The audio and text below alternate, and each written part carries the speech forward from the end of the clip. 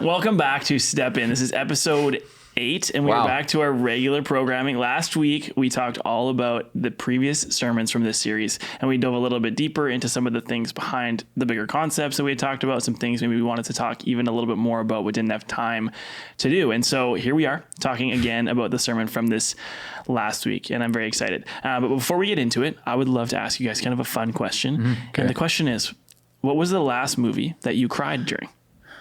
Taylor? Michael, would you like to start? Taylor would like to start. Oh, you want me to start? Yeah, okay. I do. I actually don't know the name of it. Oh. I remember it very vividly. I don't remember the name of it. Super vividly. Let's see if we can think of the name of it. Describe it to us. I'm sure you can. I'm pretty sure it's a famous movie. Zootopia. No, this was a long time ago. I actually can't remember the last movie I cried to except for this one. Okay. It was this movie about a dog. Old Yeller. No, I know it's not Old Yeller. Up. Let me go through it a little bit more. Okay. It's not Bolt. However, that is an incredible movie. Okay. This guy got a dog from a puppy. And then what he did is he walked with his dog to a train station every single day. And he went off to work because he worked at where the train took him to work. And so he spent the day there, and the dog waited at the train station all day long for him to come back. I remember that and then movie. they got a hot dog or whatever and went home. And that was their thing every single day. I know the movie. What is it? It's called Hachiko. Yeah, What? Hachiko. Hachiko. Okay, well, that's the name of the movie. Okay, never heard of So it. then one time, this guy comes to the train station with his dog. The dog sits down and waits there. Gets on the train. He goes to work. He has a heart attack and dies at work. No. And then the dog sits there for, I think it's like 17 years or something like that. And people try to take it home and feed it, but he stays there. And it's a true story. I believe, Jake, do you know where in the world it was? In Japan. And so there's a statue of this dog at a train station in Japan. Yeah, that is a very, very, And very sad I movie. literally couldn't control myself. Yeah. So when you say cried, I meant no, but bawled. there's levels. No, it was very significant. Okay, Like tears welling up in your eyes, or No. tears rolling down your cheeks, or audibly crying. Oh, wow. audibly cry. I had to leave. Like I couldn't Yeah. watch it Oh anymore. my goodness. It was bad. I I actually don't know. if I've ever like audibly like sobbed at a movie before like that. Okay, well, I don't mean like cried out. I meant like I was like sobbing. In the theater? No, Were it you was in at the my theater? house. Thank the Lord, it was at my house. Yeah. That's good. Yeah, Were you so that watching was- with your family or were you by yourself? I was with my family, Wow. and yeah, they saw me in a weak moment there, which is okay. I don't know. I want to But say weak. it was vulnerable. There you I go. was vulnerable there. Yeah, vulnerable is a better word. But yeah, that movie I will never forget ever It's in a my good. life. It's a really Wow. good movie. That's actually a great movie. So I encourage Michael, you guys yeah. to watch that. Well, I have 2 funny stories about crying in movies. Okay. Okay, so I went through a phase. Our kids got older, but I would always say, I got a great movie for us to watch together. Okay, and I would pick these movies, and they were good, but devastating. Right. Okay, so there's one particular movie I'm thinking of right now called Warrior. Okay. Literally like one of my favorite movies of all time. Absolutely love it. But there is a scene in there that is so, like, I was sitting there with my family, all 8 of us, and everybody was crying. And they're like, they looked at me when the movie was over, they're like, that was great. Thanks, Dad. You know what I mean? But I do have a more recent one. I was on a flight down to North Carolina with Gabe and Lucas. We were going down to watch Duke play basketball last Cooper Flag live. It was cool. And for some reason, my in-flight entertainment, I kid you not, was locked on kids. So I asked the flight attendant to come up and help me with it. She's like, "Oh, sure, we'll just reset it for you, no problem." Locked on kids. So I'm like, I don't know, like. So finally, I'm like, I'll just watch Inside Out 2. Have you watched Inside Out 2? No, I haven't. I have not. So I'm crying. It's moving. It's a moving show. And I look over and across the aisle, Gabe is looking at me, and I look at Gabe, and I'm like, and then he bumps Lucas. And I'm like, but I mean, if you're laughing right now, watching this or listening to this, you go right now and you watch Inside Out 2 and you tell me if you cried or not. You did. You I will. heard that Inside Out and Inside Out 2, like So psychologists good. say that it's like the most realistic like visualization of what happens in our heads. Yeah, Sydney, when she was in her master's program, one of her profs made it a recommended like a Masters of. counseling, Yeah. marriage and family therapy. Yeah. So, anyways, that does speak to the impact of it. Which is crazy. And here's something you might not know. The people who made the movies Inside Out 1 and 2 are Jesus followers. Oh, that's Really? cool. And so I did not know like that. there's a lot of the idea of just overarchingly is love like your primary emotion or not. So Right. it's Well, pretty that's cool. very cool. Yeah. That's very interesting. Okay, last movie you cried at, Spence. You know, I'm trying to think of like the most recent one. I can still remember the first one that I remember as like I think I was a teenager Okay. So I remember Fair. I had an iPod Classic. If any of you remember what an iPod Classic was. Yep. No. You know, a screen that was like, you don't remember what it is? Oh my goodness, I feel so old. Before his time. Okay, so it was a rectangle. All right. Okay. Same as the wheel. iPhone you see. Yeah, it had a touch wheel on it, and the screen was like maybe, I don't even know, like 1.5 inches by 2 inches or something like that. Okay, it's F. Tiny. Okay, I had 120 gigs, and so I had a bunch of movies on there, and the movie Blood Diamond I had on there. If you guys have ever seen that, Yes. I had never seen it before, and I remember laying in my bed. The scene. Yeah, I remember laying in my bed watching it on my iPod Classic. I had to have it at like 1/4 inch from my face to make it feel like I was really experiencing it. But I was laying on my bunk bed, okay, of all things, on the top bunk, crying, bawling my eyes out in like the middle of the night. Yeah. And so that was one that I remember of. And it was I remember sitting there being like, wow, I can't believe that I'm crying right now. Can you give And me I like a couldn't believe quick rundown on the plot of that movie? Well, Blood tell Diamond? tell the scene. I mean, honestly, I haven't seen it in so long. Like, I don't even remember exactly what it, like, I remember, so basically the idea is like, there's like, you know what blood diamonds are? Like a red ruby kind of thing? No. Okay. It's basically like right. okay. I don't even know if Basically, here's it in a I don't even know how to nutshell. continue from that. They take these little kids, they drug them and they brainwash them.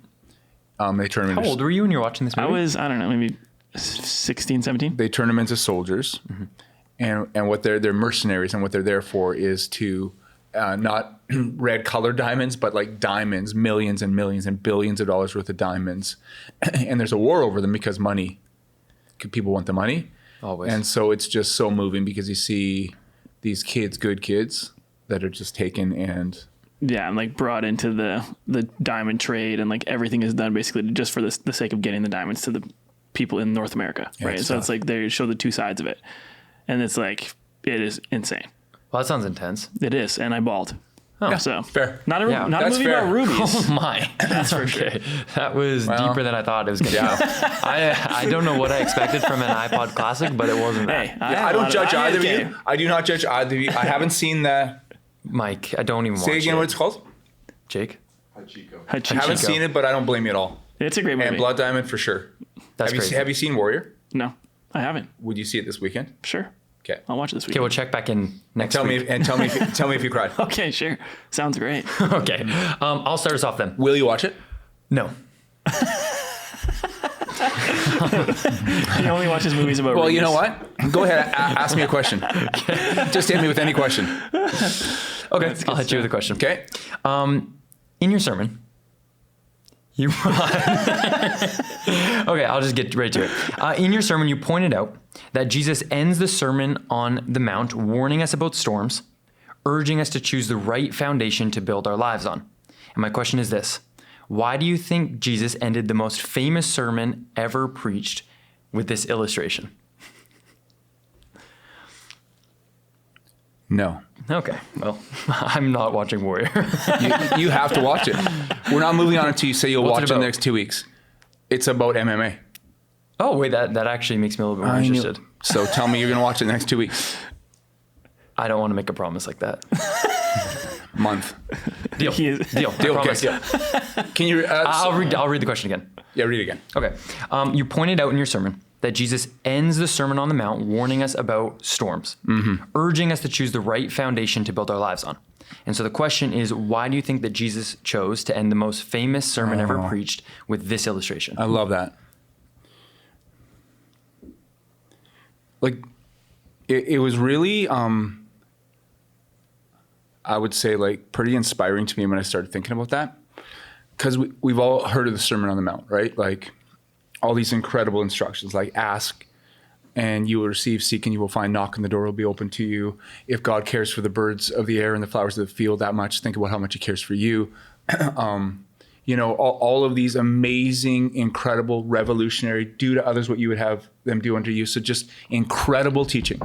You're the light of the world. You're the salt of the earth, all that stuff, okay?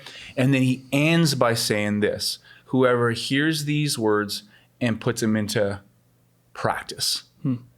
And I found that so powerful because Jesus is saying, like, I'm glad you like the sermon. I mean, can you imagine listening to Jesus That would've speak? been wild. Like, well, on the other side of eternity, we will. But I mean, right? The most compelling speaker who's ever spoken. And he's like, I'm glad you really, really liked this sermon. Now, do it. You know what I mean? Yeah. Like, I think there's a feeling sometimes where and we've talked about this before, like, well, and I know that, so now it'll automatically change me. No, it'll change you if you put into practice what you've just heard. Yeah. And I thought that was so powerful because the idea of like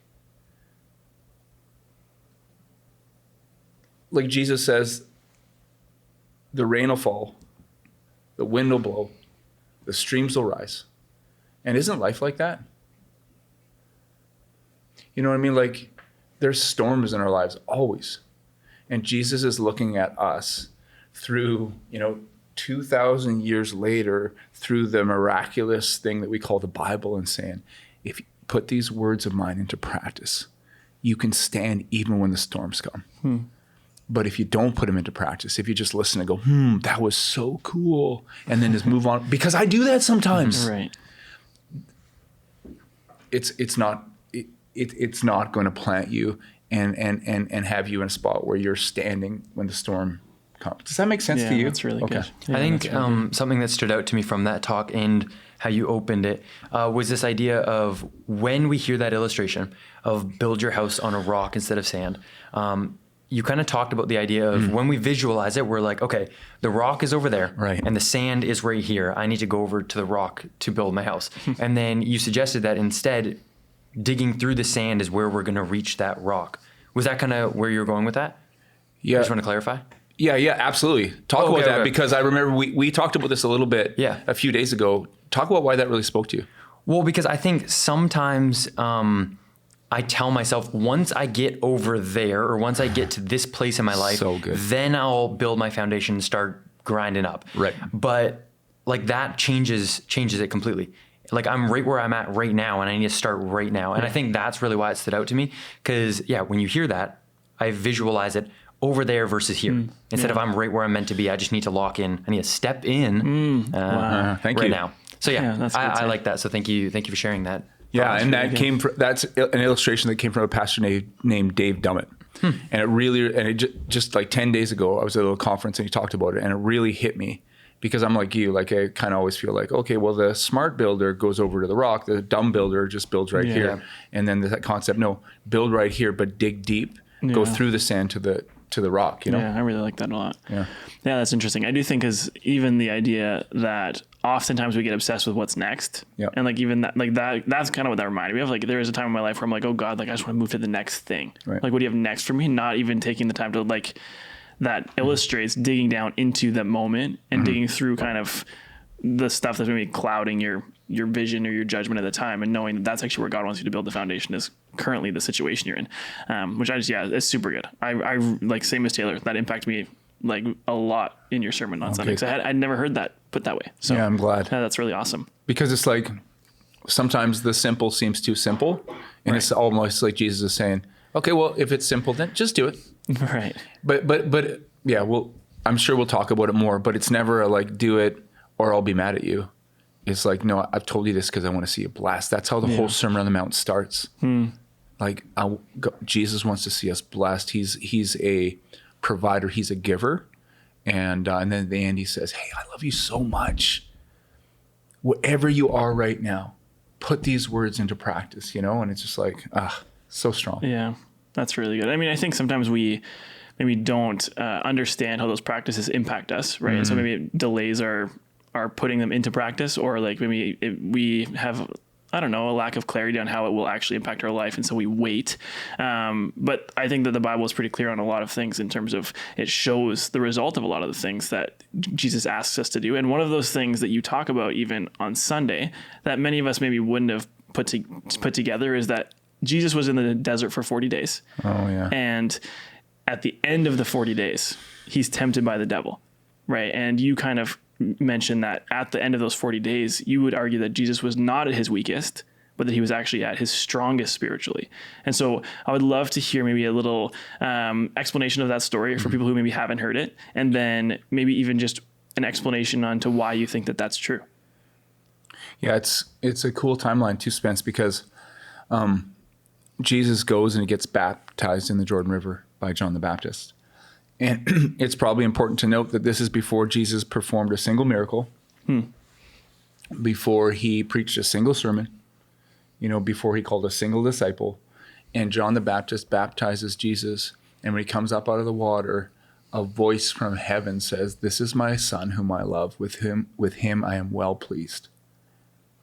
But he hasn't done anything. Right. Isn't that cool? Yeah. And like I think like I would say that God's saying that about Brianna right now, about Jake right now, about Taylor right now, about Spence right now, about me right now. And it's like if we could just take that realization. So that it starts there. Jesus gets baptized, and his father basically reiterates or enforces that I love you. To prepare for his ministry years, Jesus goes to the wilderness and he fasts for 40 days. And so the thought sometimes is like, oh, well, that.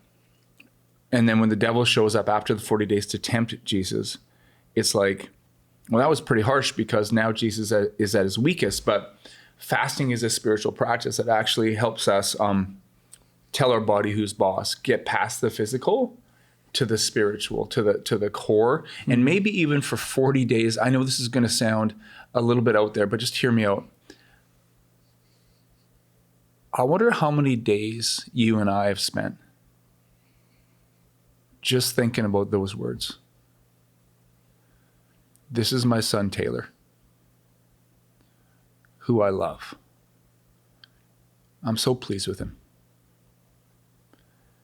Like, spiritually speaking, how many days have we spent, how many minutes have I spent in this really fast-paced world just thinking about that? So for 40 days, Jesus kind of went, past the superficial to the spiritual, to the soul level. And so I would argue that when the devil showed up, he was spiritually at his strongest, right? So the first temptation, the devil says to Jesus, hey, why don't you take those stones and turn them into bread? And Jesus says, after fasting for 40 days, hey, here's the thing, man doesn't live by bread alone, but by every word that comes from the mouth of God. Like what? This is my son, who I love. I'm so pleased with him. This is my son, Spencer. I love him so much. I'm so pleased with him. I'm pleased with him when he goes up on the stage and sings perfectly. I love him so much when he goes up on the stage and something doesn't go exactly the way that he had planned it. I love him so much. And it's like, oh yeah. I don't know. That's just powerful to me, you know? That's amazing. I really like that. I want to talk a little bit more about fasting that you just brought up. And to someone who has never fasted before or is brand new to that idea. 40 days right off the bat. Yeah, that's crazy. Nothing. No, I'm telling you, that's what you start with right now. I don't want you to eat again for 40 days. That's a lot. Yeah, that's not That's a challenge. That's a bit of a challenge. That's a little bit of a challenge there. But how would you reframe that idea? Not to intimidate someone, but as an invitation. Because I do believe that that's what fasting is an invitation for us to step into the life that God has for us and ask ourselves, or sit in that, like what you just said, of God telling us that he loves us. And so how would you reframe that as an invitation instead of something that can intimidate us? How would you? I don't know. Spence, how would you? Yeah, I don't know. I mean, like the idea, I know for me, the idea about fasting, that it's not allowing for your body to be what dictates things. Like I think it's very... You're not the boss of me. Yeah, I think that's something that, like, that is very inviting to me, that I'm not going to allow for my emotions or my body or my flesh to be the thing that tells me what to do. Yeah. Right. Is there such thing as an expert at spiritual practices? No. Okay. So let me ask you this then. If you're looking to fast, what's the bare minimum amount of time that you should put into it? No, but I'm serious, because would sitting there at your table before you dig in for 4 minutes before you dig in, would that be okay? I mean, probably anything more than 0, right? Yeah. No, but I think we got to be careful because, like, the whole idea of spiritual practices is to get past the superficial. Right. Right? So we've been saying this throughout the whole series, is like, God brings the power. We just bring the posture. Right. So it's not like, Jake only fasted for 14 days. I did 15 days. So yeah, he's just, he's not the Christian superstar I am. No, but that's not the point. If you want to start fasting, you're like, I'm going to just wait an extra 40 minutes. I'm going to fast for 4 hours. So in other words, I'm going to skip lunch. Right. How beautiful is that? Like, I would just say, start somewhere. And when you do, I would just say, don't do it for the sake of doing it, because then you're making it about you again. Right. Just do it for the sake of, hey, God, it's me. I just ask you to help me tell my body that it's not the boss of me. And that my satisfaction and my meaning and my hope doesn't come from food, obviously. It comes from you. Yeah. And that's a beautiful thing to do, right? But I mean, something that's really interesting about it is that the byproduct of that is something like self-control, which is a fruit of the spirit, right? Which is something that I don't think that when I first was introduced to the idea of fasting, I never thought about it like that. That like it's actually something that would bring about the fruit of the spirit like so directly in my life. Yeah. And so I think that that's being able to reaffirm it that way has been really, I love it. Has been inviting to me to say, oh wow, like it's So not just an act. It's like actually going to bring about all those things. And so I would say to you, if you're thinking about fasting, but you're like, I don't know, I've never done it before, start somewhere. Can you tell us a few different well-known types of fasting?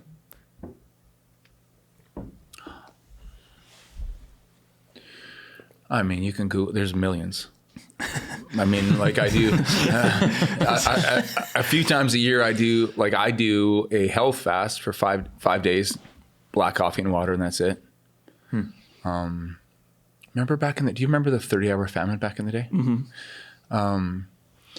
There's just fasting a meal, but it can be whatever. You can Google it. You can find out what you want to do. Sure. But again, I just think it's important to not buy, in my opinion, into, I got to do it exactly this way.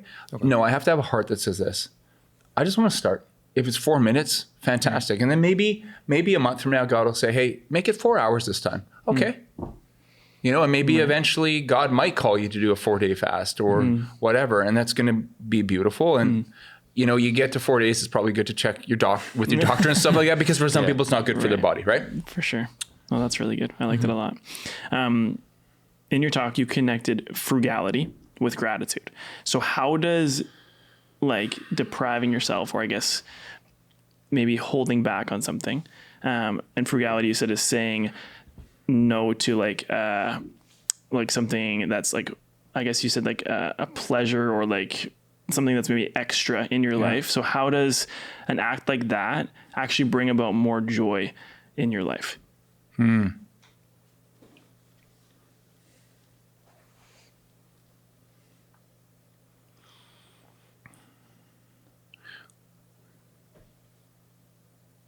live in an interesting culture, don't we?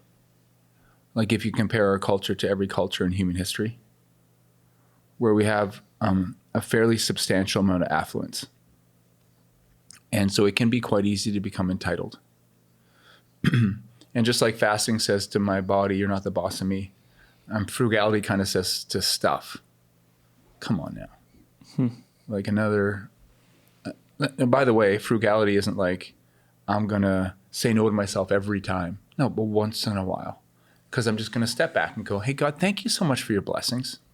But ultimately, I'm thankful to you.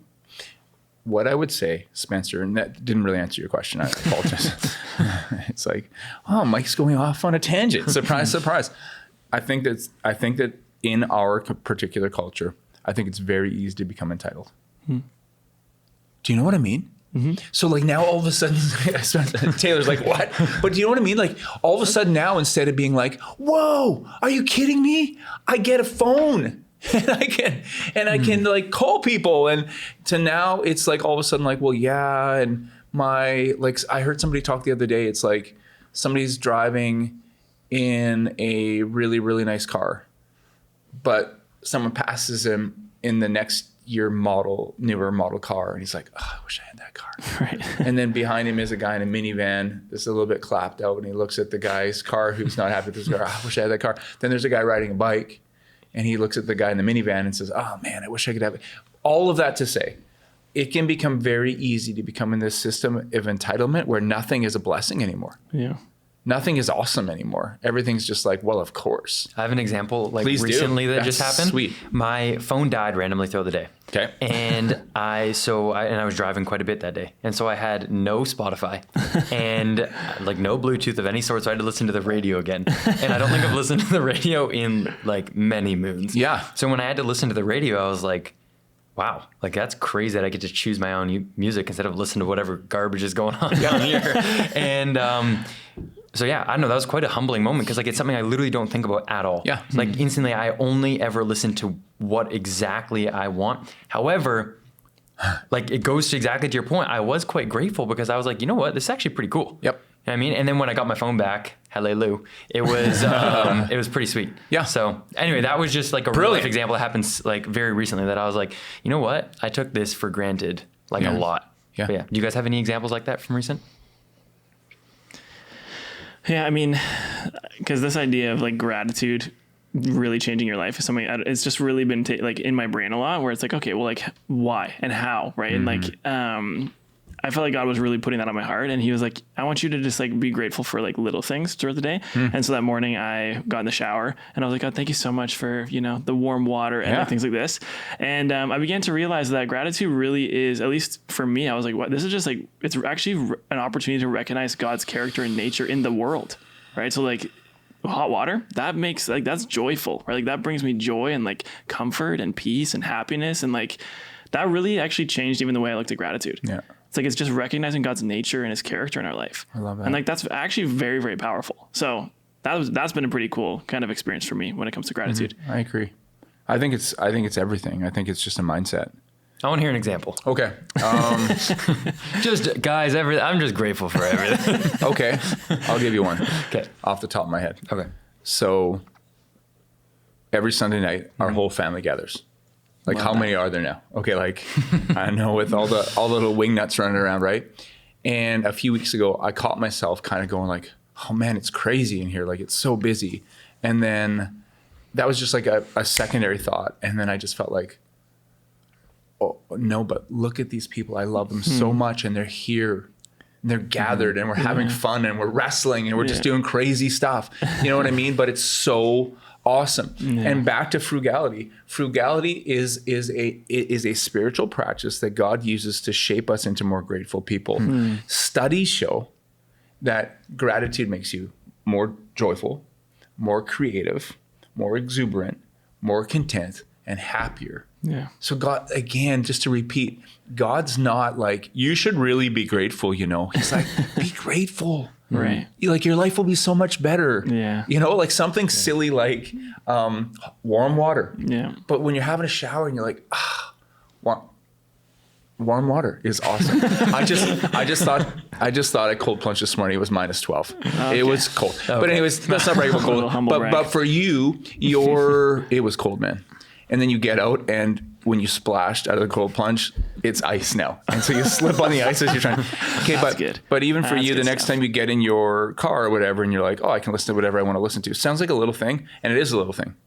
But if you get in a role where everything is just, well, of course, I deserve that. I'm entitled to that. It's actually not a very good way to live your life. Yeah. Yeah, that's really good. Later on in your sermon, you brought up this idea of sacrifice. And then you challenged the phrase that said, you can't outgive God by saying, how would you know?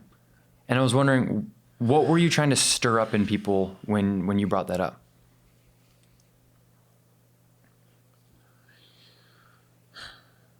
I think it's like, we got it pretty good in North America, man. You know what I mean? Like kings and queens from history would be like, whoa, what a lifestyle you guys have.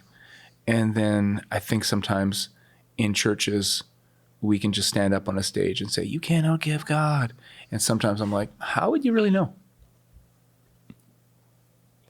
Right? Like, it's like, have you ever really, like, sacrificial giving by its very nature says, oh, this kind of hurts. And in North America, I think there's a temptation for all of us to give what we can afford to give. Do you know what I mean? Like to just go like, okay, well, after I've looked after all the other stuff I need, and then all the other things I want, I'm gonna slap God some money. And I think God is just standing there going, no, test me in this. I love you so much. And when you put me first, and when you're willing to go out on a limb where you're like, oh God, I need you to come through. God's like, watch me come through. I challenge the phrase only because I think that some of the people who stand up on stages and yell, you can't outgive God, have never really tried, have never really put themselves out there into a position where they're like, God, if you don't come through, I'm in big trouble. Do you kind of get what I'm saying? Yeah. Yeah. No, that's really good. So this is the last question that we're going to answer today. And so you suggested that Jesus consistently raised the bar in the Sermon on the Mount. And so you said, why would he lower the bar when it comes to financial generosity? Can you talk more about that? Sure. Do you guys want to give me a couple examples of how he raised the bar in the Sermon on the Mount? Sure. Okay. Okay. He starts off with saying, you've heard it said, do not commit adultery. Yep. But if you even lust over someone, you've committed adultery in your heart. Yeah. That was the first one that came to mind. I love that. Spence, do you have one? Yeah. The other one then is the anger, right? If you've heard it said, don't commit murder, but if you even have a thought of hatred towards somebody else, you've already committed murder in your heart. Yeah. And so we look at the Sermon on the Mount, and again, every one of Jesus' words, it's not an obligation, it's an invitation to be blessed. So you think about that, like when Jesus says, you've heard it said, don't murder. But I tell you the truth, if you look at your brother and say raka, which means fool, kind of like a word of hatred towards your brother, you're already guilty. He's not saying, wow, you're really terrible. He's saying, I really want to invite you not only to a place where you're not murdering people, but to a place where you're going beyond that and actually loving people. Because are bitter people happy? No. Are hateful people happy? No. Are vengeful people happy? No. No. And so he's inviting us to be blessed. Does the same thing with adultery, right? So it's like, oh, well, I don't commit adultery. I just look at porn. Are people addicted to porn happy people? Joyful people? Are people who are always like, I want from all the people around him? Joyful, grateful, creative, happy people? No. Jesus is saying, no, I want you to be blessed.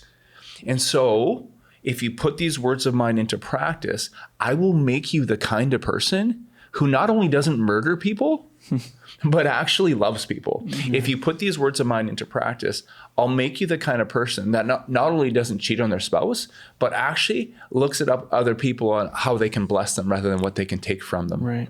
Right?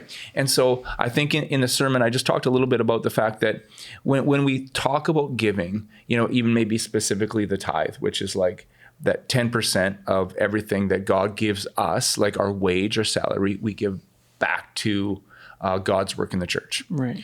That seems again like an obligation. But what if it's not? Right. What if it's God? What if it's us saying, hey, I'm just going to acknowledge that there's one owner in the universe, and it's not me, it's God. And his invitation is blessing.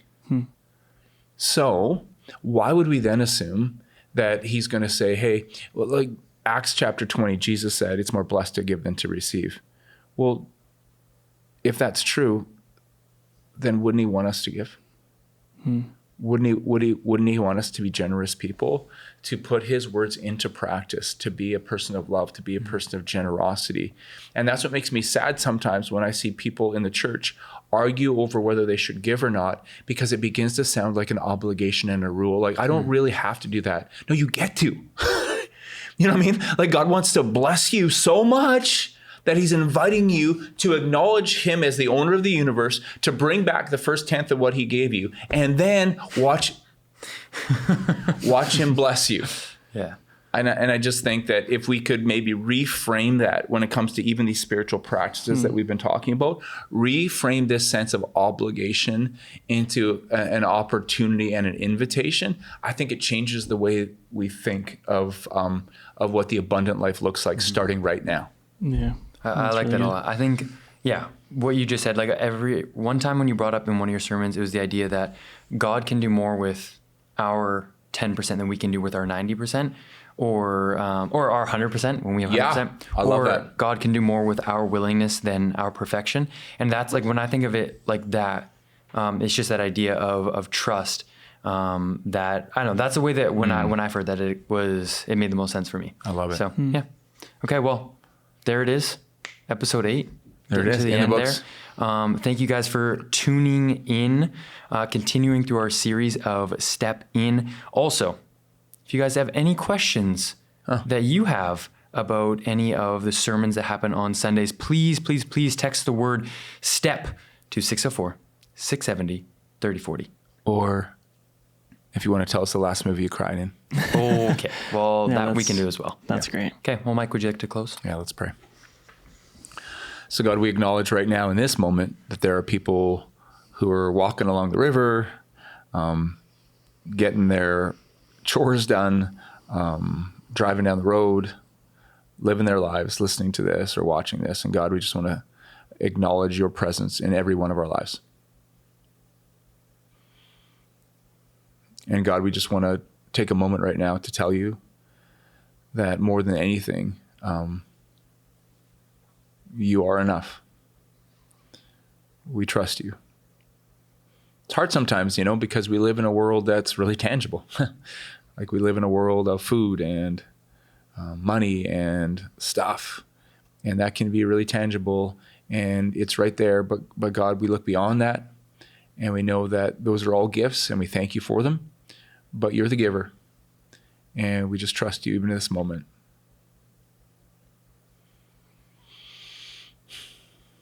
So we want to thank you for all the blessings that you give us. We're grateful people, not entitled people. We're blessed people because of you. And I pray that as we have been blessed, that we would be people who are a blessing. Yeah. And God, lastly, we just want to thank you that your word, Jesus, your Sermon on the Mount, that still lives in the Bible today so that people like us can study it, was never about obligation or like some kind of authoritarian dictatorship, but it's just your loving invitation. And I just pray right now in this moment, right, God, for every man and every woman listening to this or watching this, I pray that they would hear this. This is my child. That they would hear you say, this is my child. I really love them. I'm so pleased with them. Thank you, God. Because of you, the best is yet to come. We love you in your name. Amen. Amen. Amen.